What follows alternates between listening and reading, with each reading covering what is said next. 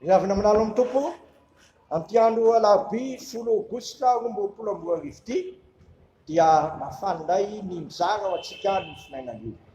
Vavaka isika velom-piderananao an-trano zay raha io satria novelominao aina ka nampitomboninao andro anankiray indray ny havelomanay dia sitraka inona ny anananay ny teninao aomponay tsirairay avy satria ny teninao dia fanilo ny tongotra sy fanazavana ny lalanay amily mamelombelona anay vonona miasa tsara rehetra sy ny teny tsara rehetra ka zonay miazo na finoana ambaram-piavinao eny amin'ny lanitra ny Jeso Kristy tompony finoanay sy mpanefasa. Vokiso zavatra eo avy ny teninao zay amin'ny anaranao anaovanay izany. Amen.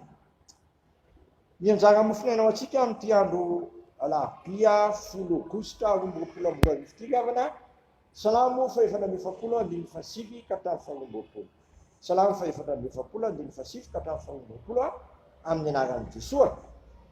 Fa efa nanaranay ianao ka nampamenatra anay ary tsy mavoaka miaraka amin'ny tokony miara-mila anay ianao, ataonao miambony fahavalonay izahay koa ny makala anay dia nanara-pona maro.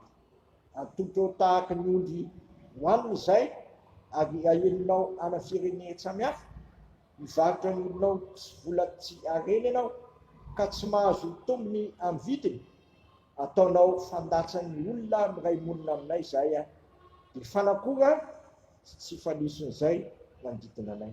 Ataonao ambety teny amin'ny firenena samihafa izay dia fikifindoha amin'ny olona maro, tsahoko manakariva ny fahasamboninahitra ary efa manafitra ny fangaizana no ny fen'ny mpanaratsy sy ny mpanamavo, ny fahavalo sy ny mpamaly ratsy.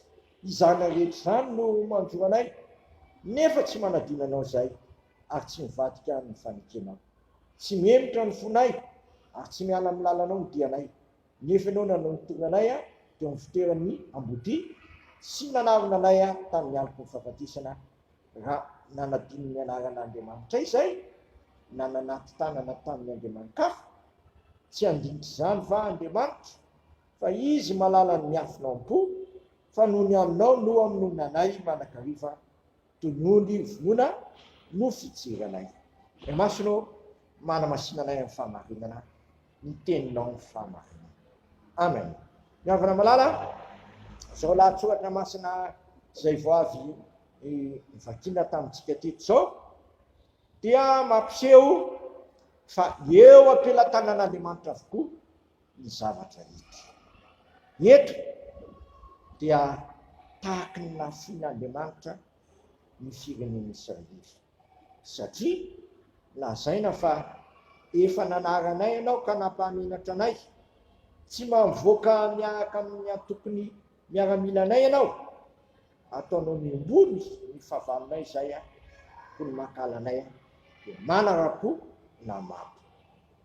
Miavana malala izany ny vokatry ny tsy fankataovana an'Andriamanitra, izany ny vokatry ny tsy fifikirana amin'Andriamanitra, izany ny vokatry ny tsy fiavinana ny fona. Koa miteza izasy ianao andiny tena koa ny amin'izao zavatra manjo sy ianao sy ity zao tontolo zao zay misy atsika ity, lina moa ny firenentsika satria inona ny zavatra tsy misy eto amin'ity firenentsika ity, vonon'olona, herisetra, eny, kolokolo sy zavatra maro samihafa zay tena mampanitry tena sy mampietry voninahitra sy ianao sy ny firenentsika. Eo anatrehan'izany anefany andao koa tsika mba hanao faneketona hoe 170.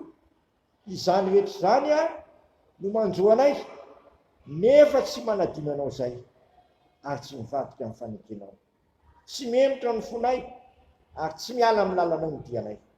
Izany gavana matoa hoe miazona ny finoana, tsy mampiala ny fontsika amin'Andriamanitra, tsy mampiala ny dintsika amin'ny fanarahana ny lalana zay sohitan'Andriamanitra antsika. Araka ny voalazany soratra masina hoe sambatra ny mahitsy lalana sy mandeha araka lalàn'i Jehova. Sambatra zay mitandrina ny teny vavolombelona ka mitady azy amin'ny fo rehetra. Havana indraindray tsika tsy manao an'izany, indraindray tsika tsy mihevitra an'izany. Vokany osy mandritsika. Ny fiteny malagasy totombitana ka tonga amintsika daholo ty karazana zavatra tsy mety ty. Vokatry ny fialantsika amin'Andriamanitra.